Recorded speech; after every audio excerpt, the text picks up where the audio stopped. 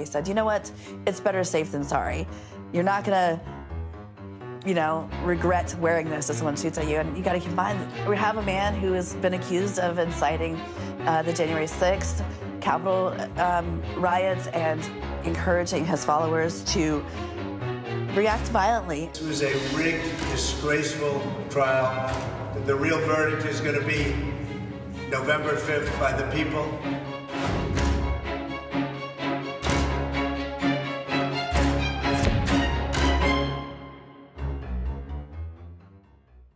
네, 내년 1월 취임을 앞둔 트럼프는요, 미국 역대 대통령 중 최초로 머그샷을 담기는 불명예를 안았었죠. 미국 역사상 여러 형사소송이 계류 중인 상태로 이 대통령직에 오르는 최초의 인물이 됐는데, 트럼프가 기소된 형사사건만요, 무려 4건, 또 그리고 91개 범죄 혐의를 받고 있습니다. 다행히 최근 취임 전 기소된 사건들이 잇따라 기각되거나 또 연기되면서 사실상 사법 리스크는 어쨌든 해소되는 모양새입니다. 이렇게 정치 인생이 끝날 위기에 몰렸었던 트럼프가 그러면 어떻게 이 사법 리스크를 해소하고 다시 대통령직에 오를 수 있었는지, 또 미국 대통령의 면책 특권과 트럼프 앞날에 여전히 남아있는 리스크는 무엇인지 하나하나 짚어보겠습니다. 자, 허 교수님. 자, 트럼프는 어쨌든 미국 전현직 대통령 통틀어서 234년 만에 이게 재판에 넘겨진 첫 대통령입니다. 그럼 과거에 이제 어떤 사건들로 재판에 넘겨졌었는지 하나하나 좀 짚어볼까요? 한 4가지 정도 말씀드릴 수 있을 것 같고요. 첫 번째로는 이번 2020년 선거가 부정선거다라고 믿는 폭도들이 의회에 난입했던 2021년 1월 6일에 의회 난입 사건이 있습니다.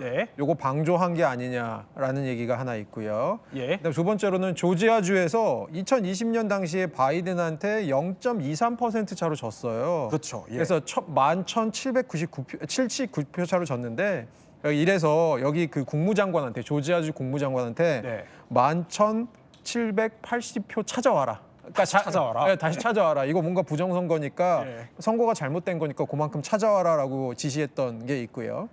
국가기밀문서, 여기에는 핵무기 관련 사항 핵심 기밀들도 포함되어 있는 문서인데 요거를 자기 별장으로 빼나갔다. 이거 사실 말하라고 별장으로 해요. 그게 사실 그렇게 되면 안 되는 건데, 이렇게 반출, 국가기밀문서 반출한 거가 세 번째고요. 마지막으로는 2016년 대선 직전에 입막음용으로 그 성관계를 가졌던 그 주장하는 여성들에게 돈을 줘서, 합의금을 줘서 요거를 무마하려고 했다. 근데 그 돈이 결국은 자기 회사에서 나갔던 돈이다. 그래서 요거에 대해서 공금이었다. 네, 공금이다. 성추문, 입막음 요 4건이 있습니다. 그렇군요. 그러면 각각 그 재판들 4개의 현재 진행 상황은 어떻습니까? 그러니까 우선은 이제 백악관 기밀문서 유출 사건이랑 또 그 조지아주 관련된 일은 지금 그러니까 1월 6일 그 의회 난입 사건에 관련된 거는 특별검사가 모두 기각해달라고 법원에 요청했고요. 이거는 이제 기각이 됐고요. 그다음에 성추문 입막음 의혹은 지금 이번에 트럼프 임기 마칠 때까지 재판 좀 연기해달라라고 맨해튼 지검 수사했던 쪽에서 얘기를 해서 요거는 연기된 상황이고요. 마지막으로 조지아 관련해서 그 표 찾아와라라고 압력을 행사했던 거, 요거는 지금 검사장하고 특별검사가 지금 하고 있었는데 오늘 2심이 나왔습니다. 1심에서는 특별검사를 배제시켜라. 뭔가 둘이 지금 문제가 있거든요. 2심에서는 검사장까지도 빼라. 그래서 이거 사실상 거의 이제 그 공중분해된 그런 사건이 됐습니다. 그러니까 4개의 총 재판, 큰 4개의 재판 중에 2개는 기각이 됐고, 하나는 중단이 됐고, 하나는 연기가 됐다. 그래서 트럼프의 사법 리스크가 사실상 해소된 거나 다름없다, 이런 얘기들이 나오는 것 같은데, 이 범죄 혐의만 90개가 넘을 정도로 상당히 어마어마한데 관련해서 퀴즈가 준비되어 있다고요? 네, 오랜만에 퀴즈 한번 가보겠습니다. 자, 퀴즈입니다. 트럼프가 기소된 91개의 혐의에는 땡땡땡 처벌법도 있다. 땡땡땡 무엇일까요? 땡땡땡 처벌법도 있다. 무시무시한 처벌법인 것 같은데 혹시 답을 알고 계십니까? 저는 본인 거와 관련된 성추문 처벌법? 성추문 처벌법. 혹시 정답 공개하겠습니다. 정답은 마피아. 마피아요? 트럼프가 마피아인가요?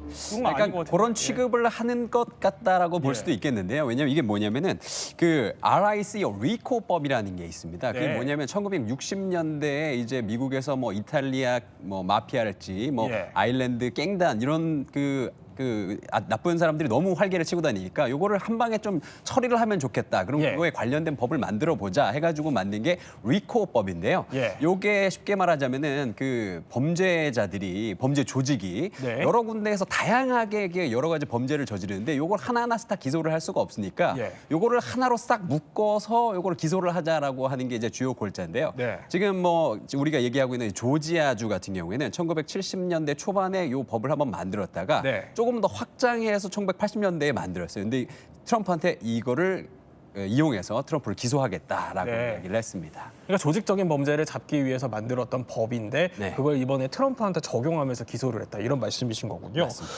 그런데 이 조지아주 선거 개입 사건, 그러니까 본인의 패배했던 선거를 이 선거 관리 책임자에게 나 이 표 다시 찾아오겠다 했던 이 조지아주 선거 사건은 왜 중단이 된 거예요?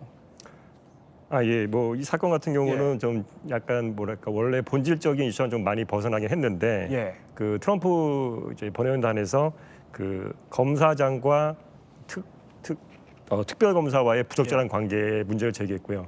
근데 이제 그 사건이 이제 조사하는 과정에서 좀 많이 나왔죠. 둘 어떤 부적절한 관계만 있는 게 아니라 예. 이제 이게 두 사람이 고용주 약간 개념에서 네. 검사장이 특별검사를 고용했고 예. 그 봉급의 일부를 저기 검사장이 다시 돌려받는 그런 것도 나왔고 네. 그다음에 뭐 캘리포니아로 둘이 같이 여행을 다녀왔다는 것도 나와서 그런 이유 때문에 예, 그런 게 상당해서 이제 부적절하기 때문에 이제 미국 그 형사소송에서는 예. 판사나 이제 검사 같은 경우에 그게 어떤 바이어스가 있다 보면은 그 사람들을 이제 배제할 수 있는 신청할 수는 있거든요. 예. 근데 이제 제가 알아본 바로는 조지아 같은 경우에서도 이런 그 사실 이런 그런 그 이해 상충 관련돼서는 예.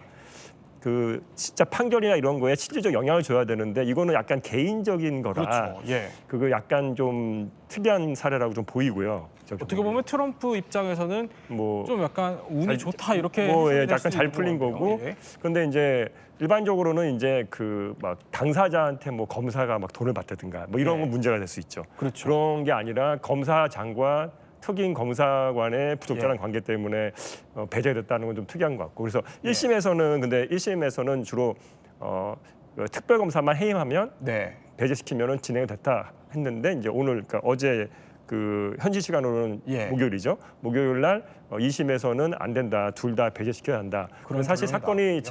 지금 예. 붕 떠 있는 상태인데 예. 그게 왜냐하면 미국 시스템은 그 조지아 주 같은 경우도 그 이 검사장을 선출제거든요. 네. 직선제로 하기 때문에 그러니까 올해 11월 지난달에 선출된 직이라 네. 정치적인 성향이 강하죠. 예, 예. 그런 면이 좀 있었죠. 예. 그런데요. 이제 알겠습니다. 그러니까 조지아주 사건은 어쨌든 수사팀 검사의 소위 말하는 연문설 뭐 이런 이야기들 때문에 중단이 됐다 이렇게 볼 수 있으니까 트럼프의 변수는 아닌 걸로 볼 수 있을 것 같은데 그럼 이 대선 뒤집기를 시도했고 또 기밀 유출 사건 두 가지 재판이 또 있잖아요. 이거는 왜 기각된 거예요? 그러니까 담당 검사가 법원에다가 나 이 사건 포기하겠다 이렇게 얘기한 거잖아요.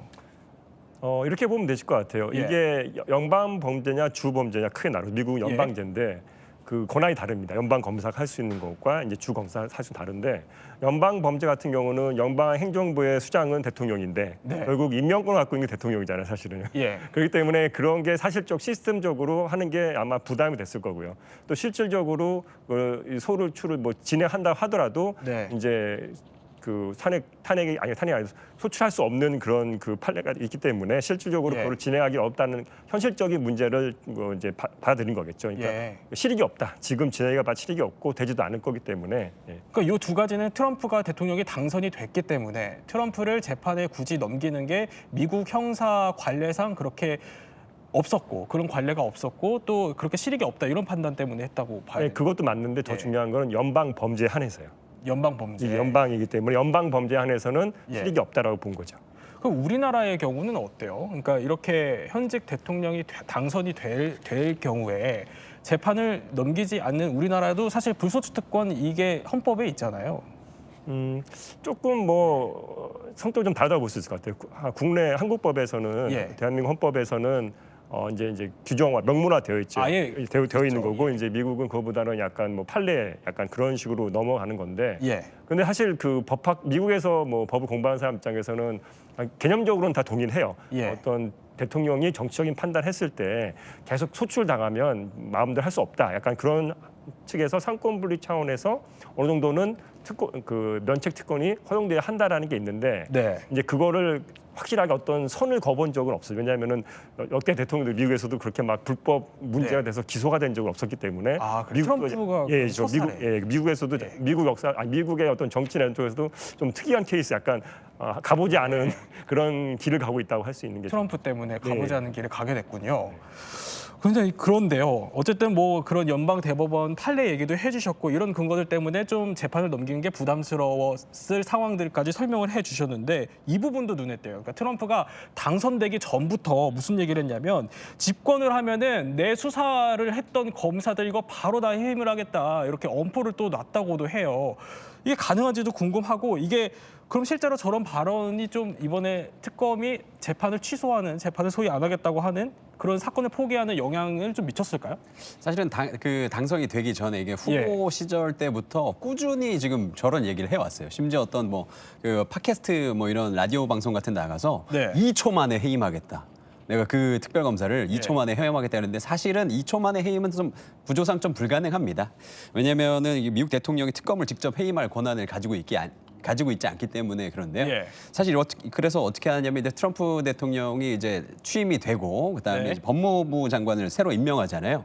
그럼 이제 새로 임명된 법무부 장관을 통해서 특검을 해임할 수는 있는데요. 사실 좀 어떻게 될지 좀 지켜봐야 될 것 같습니다. 네. 이른바 이 대통령이 앞서 설명해 주셨던 거는 면책 특권이라는 이유로 어쨌든 특검에서 이제 이 재판을 기각을 요청을 했다라는 건데 그러면 트럼프 당선 전에 이미 연방 대법원이 보수 우위로 재편됐기 때문에 이 트럼프의 사법 리스크를 해소할 수 있게 도와준 판결을 내린 거다 이런 얘기들도 있어요. 어떻게 좀 보세요? 제가 좀 봤는데 결과론적으로는 그럴 수 있다고 봅니다.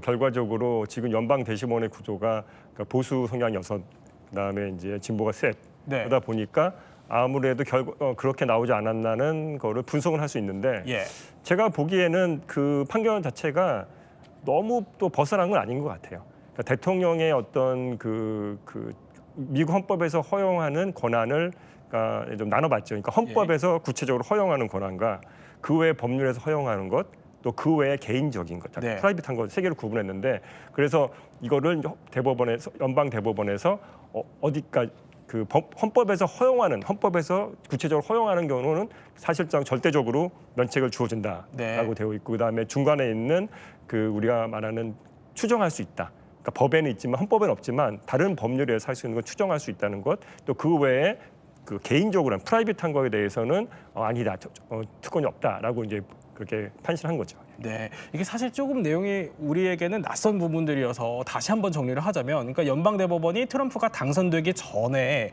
이 면책 특권에 대한 판결을 내린 거고, 그러니까 전직 대통령 시절에, 그러니까 트럼프가 1기 시절에 대통령 시절에 재임 시절에 했던 일들에 대해서는 따져묻지 않겠다 이런 판례를 내린 거잖아요. 그게 트럼프 입장에서 상당히 도움이 됐었던 거고요. 결과적으로는 타이밍적으로는 그런 것 같고, 근데 이렇게 보시면 될 것 같아요. 미국이 2년, 그러니까 중임제니까 4년 중임제다 보니까 2번 할 수 있는데 트럼프 같은 경우 한 번 쉬었다가 하는 상황이 되니까 어떻게 보면은 그 바이든 중간을 4년을 빼고 그냥 트럼프 2기가 계속 된다라고 생각하시면 이해가 더 빠를 것 같아요. 그렇다면은 지금 1기하고 2기 됐는데 그 중간에 연방 검사나 판사가 이걸 하겠다는 거는 약간 난센스겠죠. 이렇게 보시면 좀 이해가 빠를 것 같습니다. 그런데 궁금한 게 여기서 하나 더 질문을 여쭤보자면 이 면책 특권이요. 우리나라는 이런 특권이 사실 없는 것 같아요. 왜냐하면 대통령이 퇴임한 이후에 대통령 시절에 했던 잘못들을 따져 묻잖아요. 우리는 조금 다른 건가요? 어떻게 좀 봐야 될까요? 아니 그거는 이렇게 보셔야 될 것 같아요.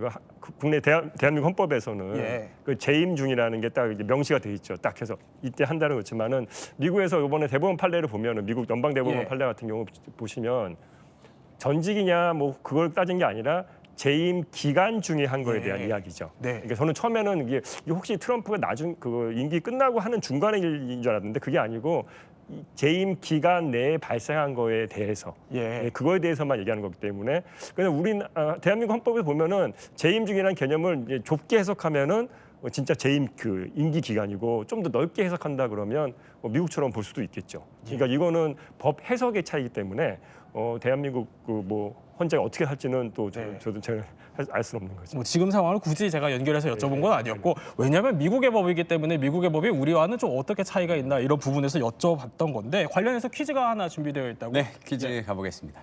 자, 미 대통령의 면책 특권은 땡의 권한에서 비롯됐다. 땡의 무엇일까요? 권한. 한 글자니까 좀 어려운 것 같은데. 쉽습니다. 아 그래요? 네. 왕 아닙니까? 왕의 권한? 오, 맞나요? 공부를 좀 하셨습니까? 정답입니다. 왕의 권한에서 비롯됐다는 이야기인데요. 사실은 우리가 이제 주권이라고 하면은 한자로 보면 그 주자가요 주인 주자이기도 하지만 동시에 임금 주자이기도 하거든요. 그 말 뜻은 그 단어의 그 유래 자체가 왕에서부터 시작됐다라고 볼 수 있는데요. 지금은 뭐 우리가 알기로는 뭐 주권은 국민에게 있고 모든 권력은 국민으로부터 나온다 이런 이제 현대 민주주의 사회를 살고 있지만 예전에 이제 왕정제이지 않았습니까? 근데 또 이런 얘기를 한 사람이 있습니다. 프랑스의 루이 14세 같은 경우에 짐이 곧 국가다. 근데 그게 사실 그 시대를 반영하는 이야기잖아요. 그래서 그 당시에는 이제 국가 자체가 왕이 그냥 국가 자체이기 때문에 왕이 무슨 잘못을 했던 간에 왕은 아무런 잘못이 없는 겁니다. 왜냐하면 그냥 그게 국가 그 자체의 모습이니까요. 거기에서 이제 시작된 게 지금의 이 대통령의 면책 특권 뭐 이런 거로 볼 수 있다. 이렇게 분석을 하고 있습니다. 그렇군요. 그럼 역대 어쨌든 트럼프 때문에 지금 이렇게 전례 없는 일들이 벌어지고 있다 이렇게 말씀을 해주셨지만 역대 대통령들 사례를 보면 어떻습니까? 그러니까 본인 임기 중에 잘못을 했는데 크게 보면 두 가지 정도 사례가 있습니다. 하나는 그 닉슨 대통령 워터게이트 사건으로 1974년에 물러났는데 대통령을 그때 대법원에서 뭐라고 얘기했냐면 대통령을 기소하려면 우선 탄핵을 해서 민간인 신분으로 만든 다음에 기소해야 된다. 지금 하는 얘기랑 관련이 있죠.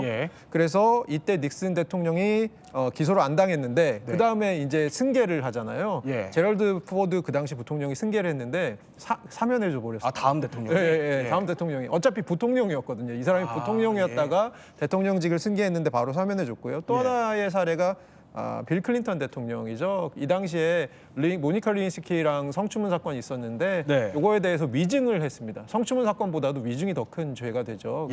위증 때문에 하원에서 탄핵이 결의돼 갖고 상원을 갔는데 3분의 2가 안 됐어요. 그래서 탄핵은 무효가 되고 그러면서 이제 마지막에 자기 물러날 때 특검 하던 분이랑 딜을 쳤습니다. 그래갖고 내가 앞으로 수사에 협조하고 위증 안 할 테니까 하면서 기소 면제받고 끝났습니다. 참 우리랑 다른 또 문화인 것 같기도 합니다. 어쨌든 이런 문화들이 미국에서는 이렇게 얘기를 하더라고요. 정치 문제는 정치로 풀어야 한다. 이런 관례가 있기 때문에 이게 가능하다. 이런 얘기들을 하는데 어쨌든 암묵적인 관행에도 불구하고 234년 만에 이렇게 트럼프가 또 전례 없는 기소까지 이루어졌다는 거는 트럼프의 범죄 혐의가 그만큼 좀 심각하다. 이런 문제였던 건데 앞서 잠깐 봤던 트럼프의 머그샷을 한번 다시 보면서 얘기를 좀 해볼게요. 이게 사실 지난해 이 머그샷이 공개됐을 때 이거 미국 영화나 드라마에서 볼 법한 일이다 이러면서 미국 사회가 충격에 사실 빠졌었잖아요. 네, 난리가 났죠. 이렇게 크게 보니까 더 부담되는 것 같은데요.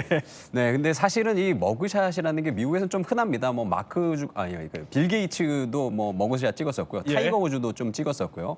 근데 이제 트럼프는 이제 전직 대통령이다 보니까 머그샷이 주는 그 영향이 굉장히 컸습니다. 그래서 미국인들은 이제 전직 대통령이 이제 뭐 감옥에 간다거나 이런 걸 본 적이 없거든요. 그래서 저 장면 보면서 너무 놀란 거예요. 그래서 저 사진을 가지고 뭐 합성도 하고 AI를 통해서 뭐 이렇게 감옥에서 청소하는 모습까지 이렇게 뭐 보여주기도 하고 하면서 굉장히 좀 놀림감이 되기도 했고요. 사실 저 장면을 찍었을 때 많은 사람들이 저기에서 트럼프의 정치 인생은 끝나는구나라고 생각을 했지만 저게 그 지금 합성 네, 지금 저거 다 AI로 만든 합성 그림들이고요. 실제로 이렇게 아니죠. 청소를 하지는 않습니다. 트럼프 씨가요. 그래서 저런 걸 보면서 많은 사람들이 트럼프 정치 인생이 저기서 끝나는구나 했는데 지금 또 이렇게 당선까지 됐네요. 그러니까요. 상당히 어떻게 보면 전화위복 같기도 하고 어쨌든 당시의 위기를 기회로 이용하는 트럼프의 또 치밀한 전략들이 돋보이기도 하는데 트럼프는 자신의 기소를 두고요. 그간 꾸준하게 이게 정치 보복이다 주장을 해왔습니다. 관련된 이야기 들어보겠습니다. As far as the joke of an indictment, it's a horrible thing. It's a horrible thing for this country. I mean, the only good thing about it is it's driven my poll numbers way up. This was a rigged trial by a conflicted judge who was corrupt. Because everyone realizes that there was no case because I did nothing wrong. It's a witch hunt. It's an attack by my political opponents in Washington, D.C. 그러니까 이렇게 검찰의 수사에 대해서 정치 보복이다 이런 프레임으로 계속 공격을 해왔던 트럼프. 그런데 사실 머그샷 굿즈 마케팅까지 있었잖아요. 아, 역시 비즈니스맨입니다.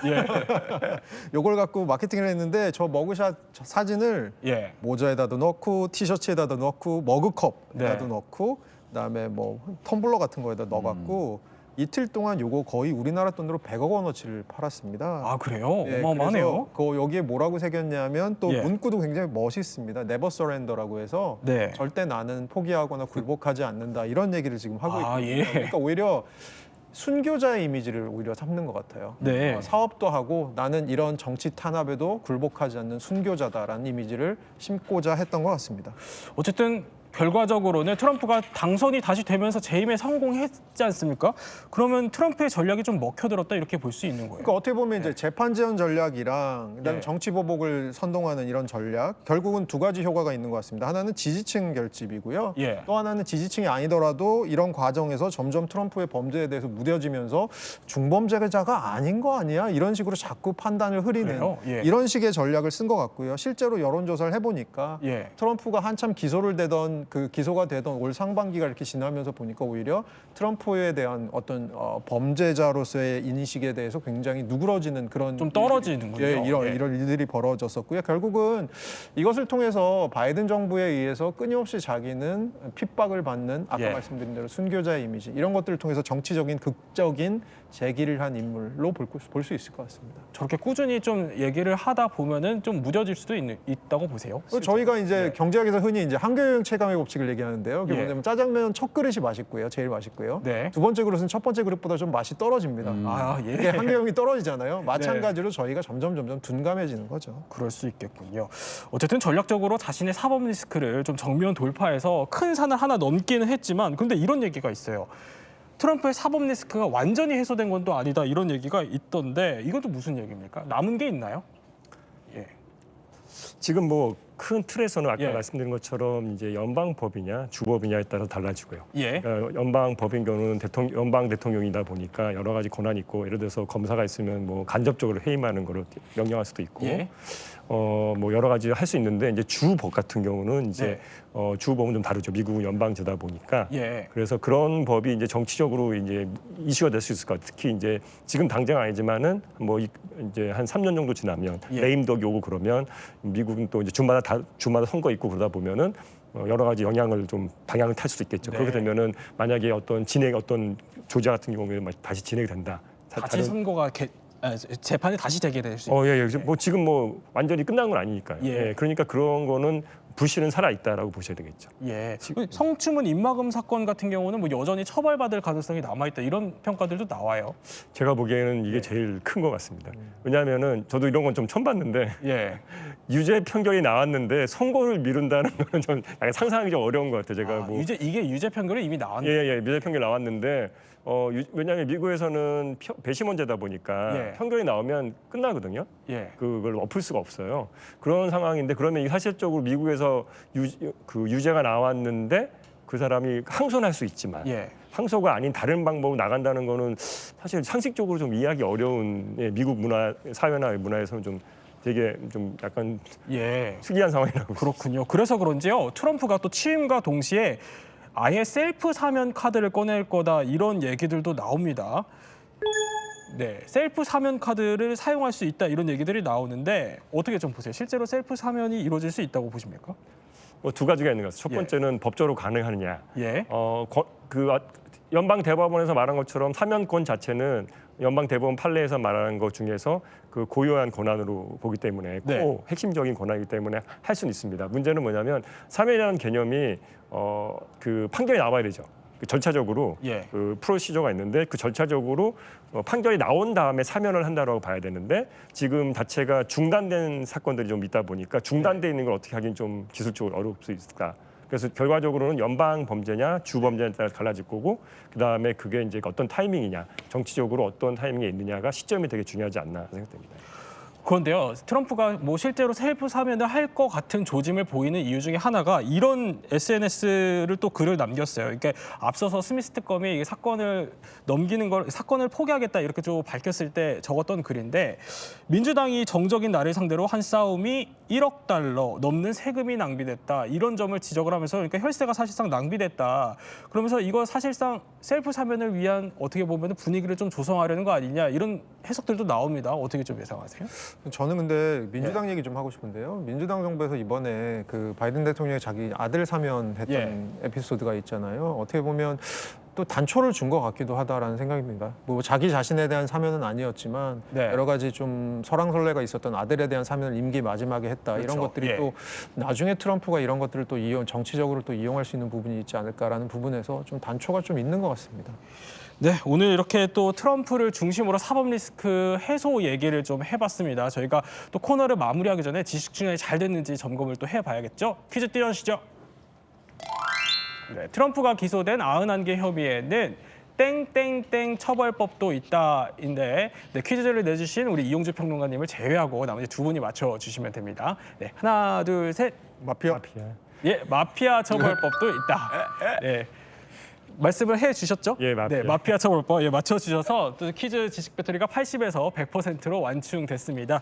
네, 이야기 마스터 세 분과 함께 오늘 트럼프의 사법 리스크 해소에 대해서 이야기 나눠봤습니다. 저희는 60초 후에 뵙겠습니다.